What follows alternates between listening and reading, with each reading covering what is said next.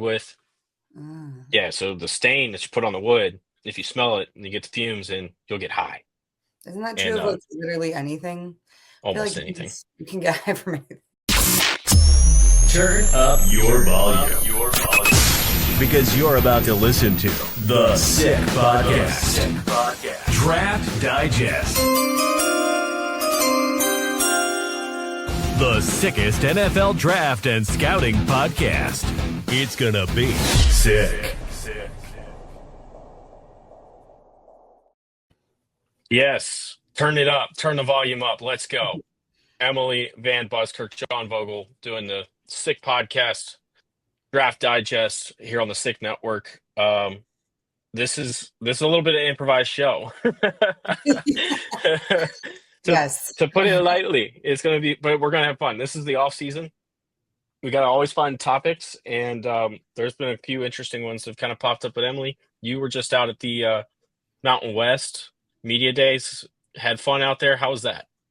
The Mountain West, I'm actually still in Vegas. I'll be here for another 2 days, but it's an incredible event. There's media days, the best, my favorite part of the summer for college football stuff, because you don't learn anything. You're not learning starters. You're not learning, scheme. You're not learning strategy, but you get to know the coaches and the players a little bit better for the season. And it kind of gets you excited. And I think the Mountain West does such a great job at rolling out the red carpet for media and for everybody in the teams. They hold it at Circa, which is an incredible hotel in Old Town Vegas.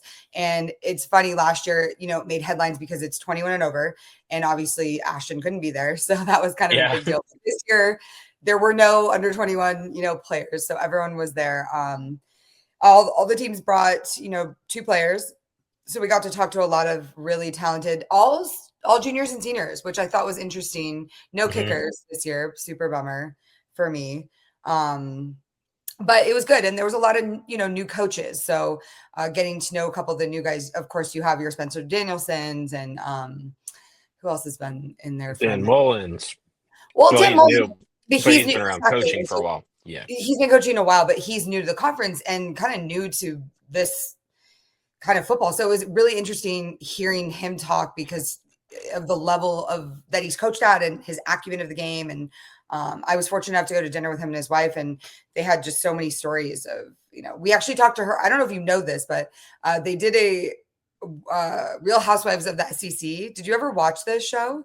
Absolutely not. No. There was it started as an idea. I think it was SportsCenter or somebody came up with it as just like a one-off game day type thing. And then they ended up filming quite a bit with all of the wives of the coaches in the SEC. And this was back a little while. So Miss Terry was on it, obviously. Dan Mullen's wife, who I met last night, was on it. And she said that, and they filmed them. They filmed them all individually and like what they did. And I mean, I've always wanted to tell that story. I think coaches' wives do not get enough recognition for how they handle it, what they have to go through. And, coaches have to take new jobs and move across the country and all that stuff. So I think it's a great idea, but I guess some of the wives didn't like how they came off. And I'm not going to say names, but so the coaches basically had it killed, and it didn't ever really like take off or anything. But I think I would watch that. Wouldn't you? The problem is I would watch clips. Absolutely. Like the clips that go viral. Right. But like, even with like quarterback this year, I got 50 minutes into the first episode and I haven't turned it back on because it wasn't like the first season where it was more focused on football and the family life and everything was kind of secondary to football. This was more, this is family life. This is all that stuff. And I think that's interesting to a certain extent. Yeah. Oh, it's interesting to a certain extent. It was just like, that was the part of the first season I didn't like because we had to sit there and listen to Brittany Mahomes go on her little stuffs. And, I'm almost, if she hadn't been I'm almost turned off by it. Well, yeah, exactly. I'm almost turned off by it at this point where it's like, I don't know if I really want to know all of that stuff. Yeah, but see, okay, the coaches' wives now, or the players' wives, coaches' wives now versus this was probably, I don't know, 10 years ago, maybe SEC 10 years ago. It's interesting. That would be interesting. Yeah, that would be very interesting. And she came up, I guess she was great in it and she loved it, but and Miss Terry was great. I would have loved to see behind the scenes, with Miss Terry. That would be incredible. But we'll never know because it never. Is she? I wonder if she's really the drill sergeant that Nick always makes her I don't sound like know. she I've is. only That would ever be funny. heard one of my best friends was the SID at Alabama for years, and it was only ever amazing things about her. Like I don't think I've ever heard people say ill words about her, but it's also kind of true of Saban. And then the question is, are they just really good at like not protecting an image, but being who they are, and then having good Hmm. people around them? Like, is that just his skill was so great in that? I will tell you this though, I was confirmed by multiple people that would know this. Nick Saban is not coming back to college football. So I don't know why there. And the person who started it, like, is a pretty credible sources that are trying to say he's coming back. He is not. I was told by several people that know him that were literally like texting him like no. And of course anything's possible, but I couldn't see that for him. It's Way the off before. season again, right? I Yeah. mean, we're in this dead period. There's nothing really that great to talk Mhm. about. I mean, the college football video game's out, so hey, everybody's excited. What if Nick Saban came back? Oh my goodness, you know? No, but somebody Um, really said like he's like I forget who it was that did the original quote, but it was like a very notable person, and they said it so like matter of factly that he was that he had been told or that he was going to come back, and I thought that was a wild. There's one thing to be like, oh, he might come back, or I could see him coming back, but this person was like, no, he's coming back, which is wild to me. Don't ever speak on Saban unless we- like you are Saban.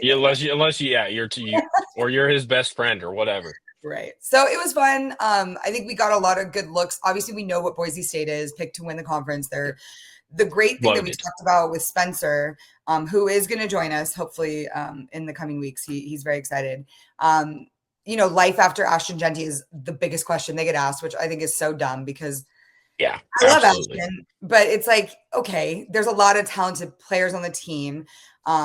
And their emphasis was now you're going to see what they can do as a whole. Like, of course, it was fun to watch Ashton, but top to bottom, it's going to be fun to watch them. But there are a lot of teams that are going to surprise you. San Jose State's going to be one of those teams. They were picked Mhm. third. They're going to They be got some really good fun to ones. watch. Yeah, quarterback Walker Egat is incredible. And everyone's like, oh, how's he going to manage without Nick Nash? He's going to be fine. He's incredible. So don't worry. Yeah. They have a stable of other receivers that are great. And then I think a fun dark horse is going to be Fresno State. Yes. They've got, Yep. Jay Warner, which we talked about. He hasn't been named the starter. And I talked with Coach Matt Entz last night. There's still competition between him and the guy that came from Sac State. So I think it's going to be EJ, but he wouldn't either confirm or deny it. But Entz is a very, very good coach. He's a big football guy. He even said today, like, I have no hobbies. It's football. Like, that's my hobby. He's very dialed in. He's very serious, but he's going to bring stuff back to Fresno State that never should have left. And he did tell me they are recruiting a fullback for next year. So there will be a fullback. Got to get the fullback questions in. Absolutely. I just tweeted out the video of him saying it, and he was like, fullback, send me your film. So if you're a fullback and you're watching this, I don't know how many do, but if you are and you want to play in college, send your film to Fresno State. Absolutely. We've got an interesting storyline that's kind of developed in the draft kind of side of things coming into the year. And it's this discussion of potentially a player returning to college, playing another year, and a first round draft pick, actually, and going into the 2026 NFL draft. So the Cincinnati Bengals selected Shemar Stewart, 17th overall, and very talented edge rusher, didn't have the production. That was his big question coming out. I loved him personally. Went down to the Senior Bowl, saw him play. I think the first day of practice there, he lit it up. He's amazing. Yeah. But he's one of these guys he's a rare body type. So he was playing last year at 290 pounds at 6'5", and had speed at 290, which was, that's liquid gold right there. Yeah. Practically. So he has had some contract negotiation difficulties with the Bengals, which is not a shocker when you look at their history of contract negotiations from first round picks. It's not great. And they've let some pretty nice players walk away. Not usually first round picks. It's usually they sign pretty late. Yeah. But they've let some really good players go to free agency because they're very frugal. They don't want to put a lot of money into things. And right now they have a lot of money tied up in Joe Burrow, Jamar Chase, and T. Higgins alone. They do. Uh, But what's interesting about this is it's not a financial snag that's tying up his contract negotiation. Did you read about this? no, I didn't. I It's didn't. not financial. It has to do basically with the language that would give the team the ability to void future guarantees. So it's not about his like, I guess maybe financial isn't the right word, but it's not about like the guarantee and the money that's guaranteed under his contract, his rookie contract, right? But it Mhm. has to do with, and they're very specific about the language that would give the team this kind of power, and that could include anything from a suspension, and they talk about him if he were to face disciplinary action. So Mhm. suspension, legal trouble, violations, or team policy. So I thought that was kind of interesting. It's an interesting twist on a holdout, I thought. Yeah, so the typical holdout is Mhm. usually over this kind of stuff Oh, it because the is? Okay, money, yeah, the money's guaranteed, right? gotcha. Um, it's usually about how much money is guaranteed in the Mhm. contract. The amount is set based on the Right. pick. So what the Bengals have consistently done is they've really pushed these negotiations out. I mean, it was on Hard Knocks in 2009 with Andre Smith, right? Yeah. Their offensive tackle they took, I think, top five. And he didn't sign, I think, until 2 weeks into preseason before he finally signed the contract and they came to some sort of agreement. So my feeling when I first heard in the spring about these potential negotiations coming up is they'll get it figured out. They always do. It might be Yeah. really late into the season, but the twist to this now is that reportedly, allegedly, Shemar Stewart is back at Texas A&M practicing Well, and he's preparing to there play this working year. out. I mean, I think the way they're framing it is he's doing his workouts there, and I understand like he should be doing his workouts with the Right. team, but people knew he was already there because he had been working out there during the summer, doing all this stuff and whatnot. So it's weirdly it's escalated into okay, he was working out there. So how long has this been the plan, right? If he's been there working out over for Yeah. however long, and now it's morphed into oh, he's going to come back and play for Texas A&M. Well, because now you've got the players, I think, starting to come back, right? And I they're guess starting to get into their summer workouts and stuff. I think So it'd the be players are going to play this after year, media days, right? It would be after this week? right? Which is what the SEC is in right now. Mhm. Yeah, They so just it'd be wrapped up next their week. media days. So that's the big question. So the first question is it even possible? Can he come back and play? Mhm. And there's a long answer and there's a short answer. And they conflict each other. The short answer is no, he can't. He forgave his eligibility to go into the draft and he was drafted. So, and even guys that don't get drafted, they've never really tried to come back. This is something that happened after Bo Jackson in 1986. Bo Jackson, you know, first overall pick, I think, to the Tampa Bay Buccaneers, Mhm. refused to play for Tampa Bay. It wasn't a money issue with him. It was he just didn't want to play for that team. They were awful at the time, in those wonderful, beautiful creamsicle jerseys. And uh, he went back to college. Actually, I think he actually played baseball, come to think of it, that year. I don't think he went back to college, but he was drafted by the Raiders the following draft in the sixth round, where he would go and play until his injury. But this situation is brand new, right? Yeah, of Um, course. That's all we're getting these days is all these scenarios that we have no precedence for because nothing makes sense. Down is up is down, and this is the to be NIL honest age. yeah, it is, and I will say this about it because I don't really have when once they get out and they go like I'm kind of my job is a little bit done and I don't really think about it, but the more I look at this story and I read the things like he reported to camp, but he didn't do anything physical. He did no drills, right? He Mhm. was at the workouts, but he didn't do anything. So he's there, but he didn't participate. So if you're looking at it from an analytical standpoint, he has not taken a snap or touched a field or a weight room in a Right. bright jersey. So okay, or workout stuff, whatever. So could he do I think it'd be okay for him to come back? Yeah, I don't understand what the problem is. I don't get it personally.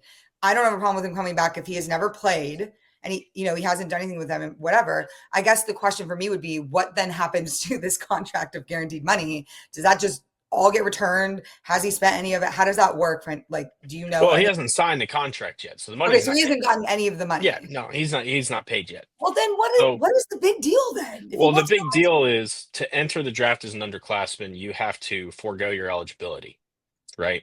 So that's what but we're looking at. why? It's What was always the been I understand that's that always that's been how it always was, the but thing. what is well, who does that protect and what is the intent behind that?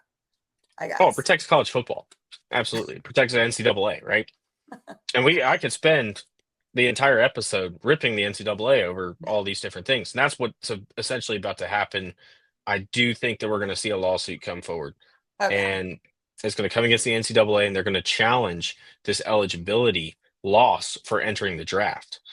And anytime the NCAA has been approached with any types of litigation we've seen in the past, it started with the transfer portal, it started with medical waivers. Now it's morphed into guaranteed contracts and all Mhm. this other stuff that's happening in college football. Yeah. So if that's the case here, I think that's what we're looking at is they're going to fold Yeah. immediately, and Shemar Stewart is going to be back on the field next year with the Which is Texas A&M Aggies. I think that's awesome. I don't have a problem with it.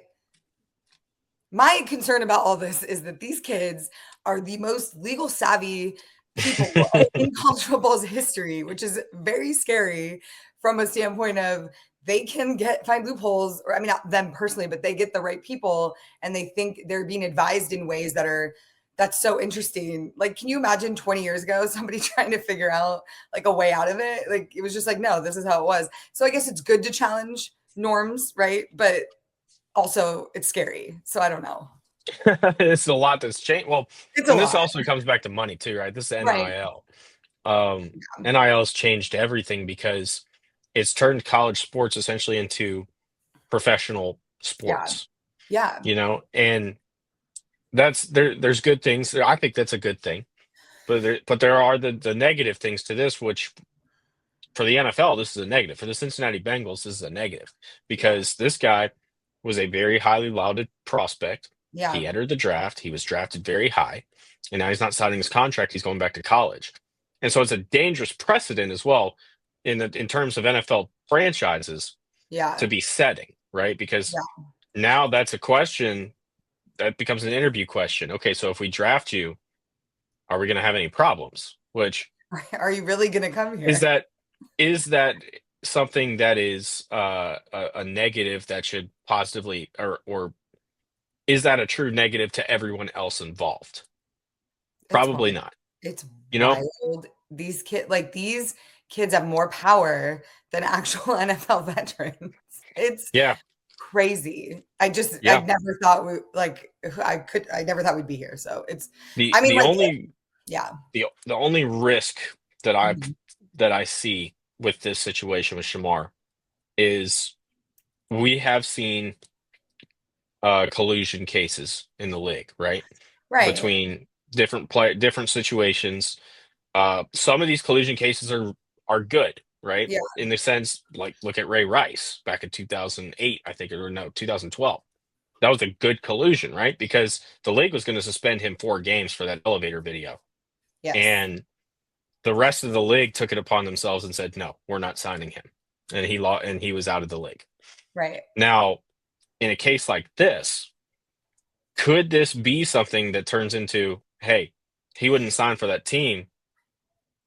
Is this something that we want to open up and allow these guys to do, or do we want to put the pressure on them and basically say, no, we won't draft you next year. We won't take you. Like if you go back, So like nobody right, let's join together and no one's going to draft you. No way. right, It's a business. And with somebody I think if it would be exactly. different, but he's so high profile. He's such a great asset. I don't know that you do it. I don't think you make a case against that's this bad business, right? It is to an extent, Somebody's but going if to you fold think about somewhere it, and be like, nah, we'll take him. well, yeah, I think somebody folds, right? That's my point. But I think it is absolutely going to be discussed because Mhm. Yeah, it has let's to be. say 2, 3 years down the road, let's say that he pulls it off, he comes back in the league, he's another first round draft pick, gets the money, blah, blah, blah. Maybe he's a higher first round draft pick because he has Yeah. 12 sacks this year, you Yeah. know? Then 2, 3 years down the road from now, 5 first round picks go back to college. Is that something that the league wants? The I don't league, I think, I don't overall care. doesn't want I that. don't care about the league. If it makes for better Oh, college I'm football, oh, I'm right there with you. Look, I'm right there with you. But I to an but yeah, extent, I care about the league, but I I'm know. always going to be on the player's side. The the point that I'm raising though is this is what the league is going to end up discussing, and this is Right. the risk that Shemar Stewart is going to take. Yeah. And I think that's something that he and his advisors and everyone else definitely want to take a good look at. Um, It's crazy. Speaking of defensive linemen, So crazy. TJ Watt, $41 million a year extension, 3 years, 123 million. He got the bag. He's Yeah. now officially the second highest paid. I think the second highest paid player. I think Miles Garrett's making 42 a year. So another edge rusher gets paid and Yeah. pushes the envelope for what edge rushers are going to get paid in the NFL. I've talked about this. I know I've talked about this before, but I want to go ahead and do a little refresher because this is such an interesting topic. Mhm.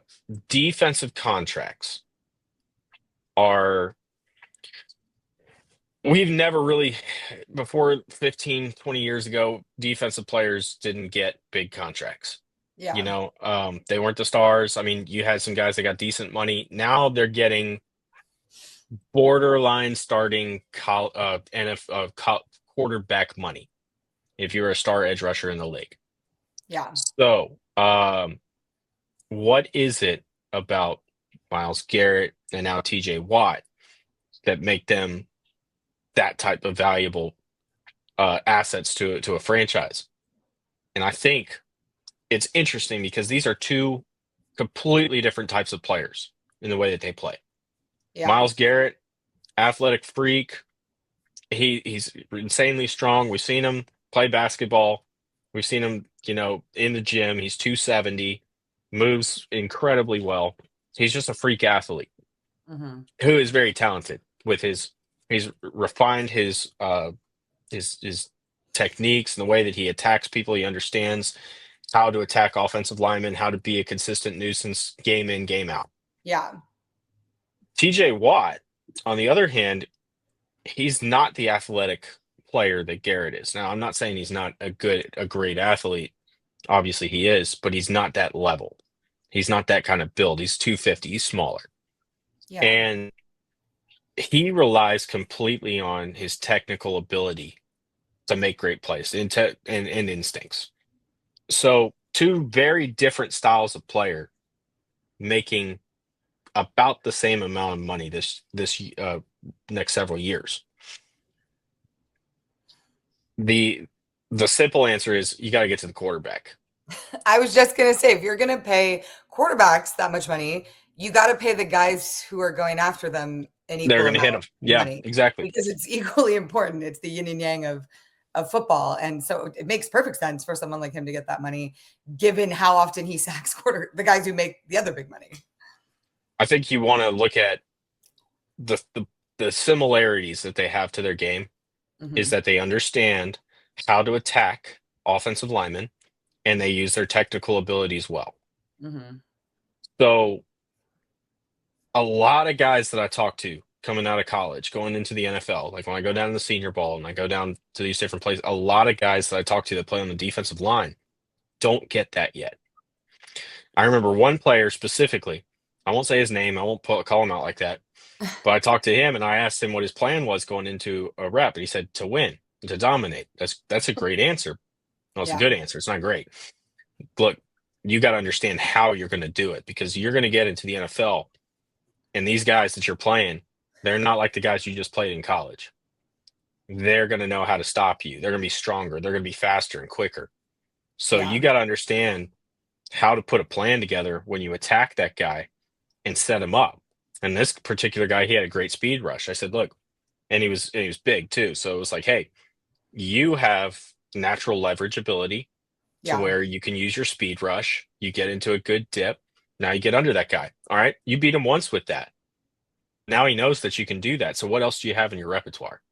Yeah. So for defensive linemen, the most critical aspect of being a defensive lineman and being successful and making this kind of money is developing your technical skills and understanding how to beat that guy in front of you and how to give him enough that's different to where you can work around him in 6, 7, 8, 10, 12 ways. And you mix up everything that you do so he doesn't know what's coming next. That's what you got to do is technical ability, using your hands, hand placement, all those things. So defensive linemen, you want to make money like those guys, that's what you need to be looking at. You need to be, hey, how does that guy that I'm lining up against, how does he lose? Where are his strengths? Maybe he's got bad feet when you go into that bull rush and you can kind of get him off balance, and that's when you go into like a little spin or you go into a little rip.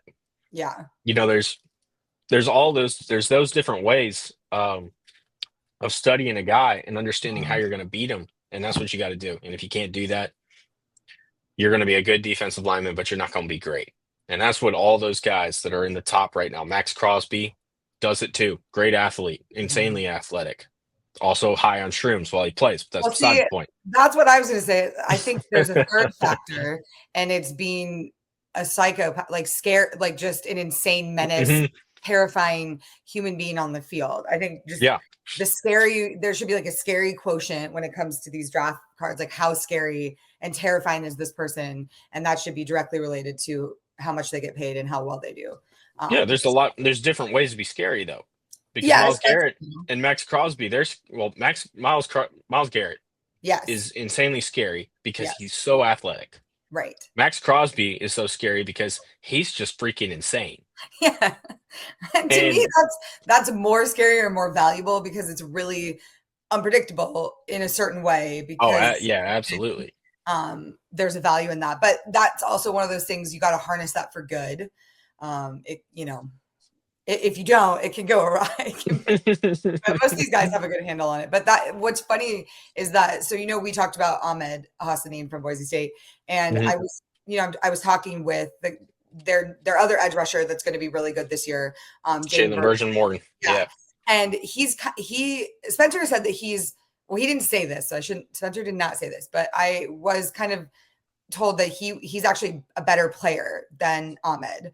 And we're going to see that this year and beyond. But I asked him what it was like to play with somebody like Ahmed, who is like actually insane and in the best way possible, just like very scary. I mean, I think Spencer said that he's the most violent human being he's ever met, which is crazy. So I was like, what was it like to play with somebody like that? And he had his eyes went wide and he was like, and this is a big man. This is a big edge man. And he was like, I am scared of him. Like even being on the same side, like being in his room, like honestly, I am so scared of him. He said that they'd be out there on the field and practicing, and randomly Ahmed would just start screaming. He would just scream. And I was like, that's genius. But also, and I know he's not doing it as a tactic, but like that's so terrifying and genius to do. So it made me think of like this is a new class of position for me that I don't really study that much, but I kind of like these guys. Yeah, yeah. The thing with that is I think that also shows passion, right? Mm-hmm. Yeah. And passion, dedication to your craft, also a very important thing. And that's what ultimately leads to these guys becoming technical savants, right? Yeah. Is the fact that they are so in tune and so passionate about the game that they are constantly trying to build on what they already have on their foundation. Because the thing about football is just like life. You can't always be, there's no point in which you are perfect. Right. No You're point always whatsoever. learning, always growing. There's always more. Yeah. Agreed. Right. So the guys that understand that are the guys that are getting paid right now. Yeah. And that's what's making them great. And that's the point that I'm really trying to hammer home is the fact that it's about technicality and being able to win with those types of skills. And hey, you want to be a better athlete? Yes, work on that. You want to get stronger? Yes, work on that. But the real strength here is taking the tools that you have and applying it to the technical side of the position. And you do that, and you're going to be right up there getting paid. But do you have a guy? Do you have a guy that you're watching this year in college football? Oh yes. Okay. Keldrick Falk. Okay. Auburn. Oh yes. I was watching him last spring. Yeah. As a true sophomore, going into his true sophomore year. He was just his freshman tape. insane. Wow. And 6'5", two. Actually, I think he came in at like almost 290, Oh my God. and so he can play defensive tackle. He can play at the edge. Yeah. He's insane. He's probably going to put up double digits this year in the SEC. Interesting. Which last point that I want to get into before we do this, because this is relevant to Shemar Turner. This is relevant now to bringing up Falk. The Mhm. SEC has put forth a new rule. Yep. The SEC is adding a delay of game defense call. So if the defensive line shifts, forcing an offensive lineman to move, that will be a defensive 5-yard penalty for delay of game. Fun. So much fun. This is an ambitious rule. Very ambitious. I mean, I already get it. We love offense. We want to see high scoring games. Most casual football fans, they don't find the joy in a 9-6 football game in the mud, right? Yeah. So I get it to a certain extent. But the problem here is it is going to open the door of Pandora's box this year in the SEC. So that anytime a defensive line shifts, I could tell you that there are 16 SEC offensive line coaches that are saying, move. If you see them shift, move. Yeah. It's going to be a disaster. This is a terrible idea. So there's two ways. This rule is it's going to go one of two ways. One, everyone's going to stop shifting. Okay. That is not necessarily a good thing. Yeah. Because the NFL uses shifts. Okay, now we're going to hold these guys back a little bit. They're not going to be accustomed to shifts if this rule sticks. I don't think it will. I think it'll be a one and done deal. Unless nobody shifts, then they'll probably keep it. If people start shifting and offensive lines start moving and reacting to it because that's what they're being coached to do, it's gonna cause some real issues. There's gonna be some really controversial calls, and people are gonna be really ticked about it. And so I get the whole idea that people were mad that false starts were happening because the defensive line shifted and the rookie or the freshman right tackle jumped because he was like, "Oh, they're coming." No, we're not. This is not the fix to that. The fix is teach them to stay on the cadence and get the ball and move when the ball is snapped. That's the fix. But that's my 2 cents on it. I mean, we'll have to see. I agree it's ambitious. I don't know. Defensive coaches, I can't imagine there was a single defensive coach that voted for this. Yeah. I don't know how they even got it pushed through. I don't I know. know how I'm that curious happened. whose handiwork this is. I am curious. Like the other two rules that they announced were at least, or the other rules they announced were relevant. I said two, but I think there were 6 that they announced. Oh, wow. I didn't even realize. So defensive substitution must be prompt. This goes back to the Illinois-South Carolina game. That was pretty wild. Yeah. With athletic pace is the terminology that they're using. Athletic pace. Timeouts or penalty for late injury after the ball is ready. So these guys that were dropping, as they were lining up. Yeah. That's going away. That probably needed to go. Yeah. The T signal is now equivalent to a fair catch, which means instead of waving your arms around like this, you can go ahead and do this. I don't know. That's odd. I don't know.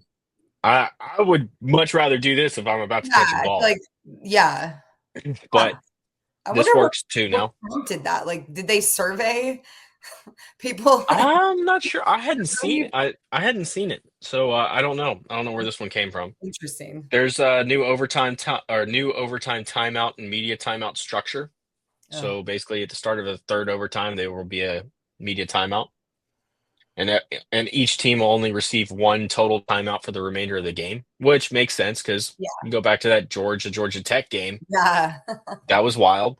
Yes. And lastly, replay rulings are simplified, only overturned or upheld. That's it. So okay. going to the NFL version on that.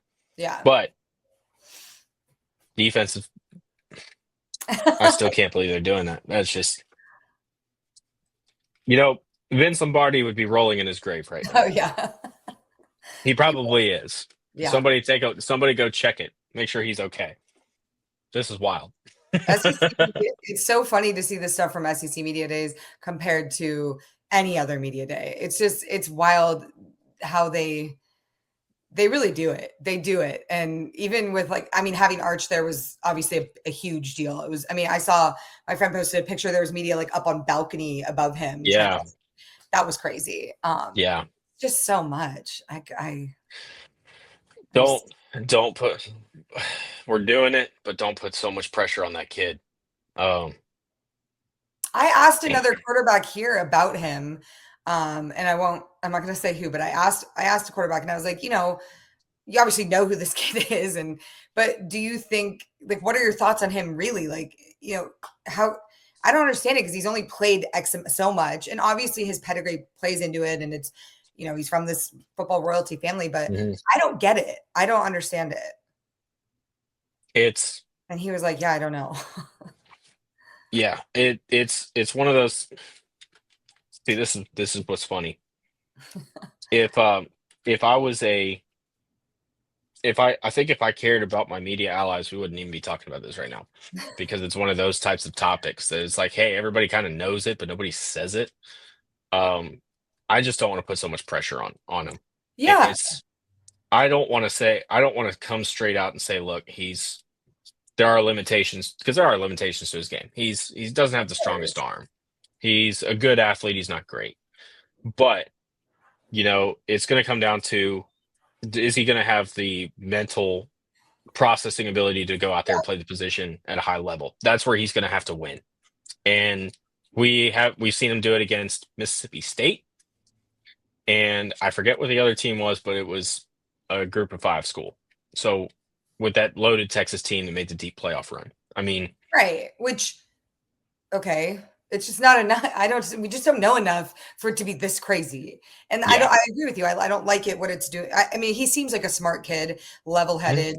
I'm sure he's got great people around him. So I don't know that it goes to it too much, but he sees it to a degree. And it's an unfair, just let his game play out naturally. Let it progress the way it's supposed to progress. Don't worry about, leave him alone. Let him play football. It'll be what it'll be. Nothing that the media says or anybody watching him says is prophetic and going to come true or not come true. It's wild to me that that's where we are. It drives me crazy. It honestly makes me miss, and I cannot believe I'm saying this, David Shaw at Stanford, because he had a rule and he did it with Luck, and he did it with McCaffrey and Bryce Love, and just pretty much any star that's come through there is he would not play them freshman year. And everybody was pissed, and not that this is same as true about Arch, but he also wouldn't make a big deal about it. So McCaffrey comes through, doesn't play his freshman year, and then they roll him out and they let him play. But it's not, they didn't let him do media the way that this is, and they didn't call as much attention to it. Now, in the end, that hurt him because he didn't win the Heisman because of it. So that sucks, unfortunately. So I get maybe why they're doing it from that standpoint. But at the same time, I think it helped. His career was what it was because he could just be, Yeah, I agree. Arch. That's what I want. I've seen so many guys with this hype not pan out. And I think it's, especially, we want to be a sport that looks at people for what they have accomplished, not for who they are. Yeah. And I think that was the biggest takeaway that we got from this draft this year. And I don't want to see that happen again. Yeah. Not just for the sake of media looking stupid and whatever, but more so for the player. Because, love him or hate him, you got to imagine it was really hard to sit there for 3 days waiting till the 5th round to get your name called, as Shedeur Sanders. Yeah. So that's one of those things that I don't want to see happen to another player. Yeah. And I feel like there is a chance that this could happen with Arch, and I don't want to see that happen. So That it's funny that you bring up that specific instance, and I'm gonna bring something up, and I don't want people to get mad, but I don't know if you saw the ESPYs, and Of course, I did. okay. I'm not gonna comment one way or another about whatever, but I will say that one that got me was the Colorado joke, because that was absolutely hilarious. Only in this modern era, only Shane Gillis would get up there and say that. That was Right, but was funny. it was very funny because it was It's true. true. So, it is, and it's not like a knock. I'm not trying to knock down anybody, like you said, but the matter of factness of what that was, and hearing it said that way, with the record, and then the almost won the Alamo Bowl. I was like, that is it. That's the funniest joke I think I'll ever hear. So that's up there. Yeah, but it's definitely top 5. So. Producer Jimmy is with us tonight, and I'm sure it is well past his bedtime, and I think he's ready for us to wrap this up. So, yeah, like Emily said, we got some guests that we're trying to get lined up and get on the show to get into some other details of football as we continue the off season, the slowest off season I can remember. 37 days, man, till college football. Hey, we're almost there, and then it's evaluating time, and it's the best time of the year. It is. So there we go. This for Emily Van Buskirk. I'm John Vogel. This is the Sick Podcast Draft Digest. Make sure that you check out all the socials, all that stuff. I'm sure they'll be in the comments or in the description. And we'll go ahead and take it from there. Jimmy, get us out of here. And that's a wrap. Hope you don't miss us too much until next time. Follow the Sick Podcast Draft Digest on YouTube, X, Google Play, and Apple Podcasts.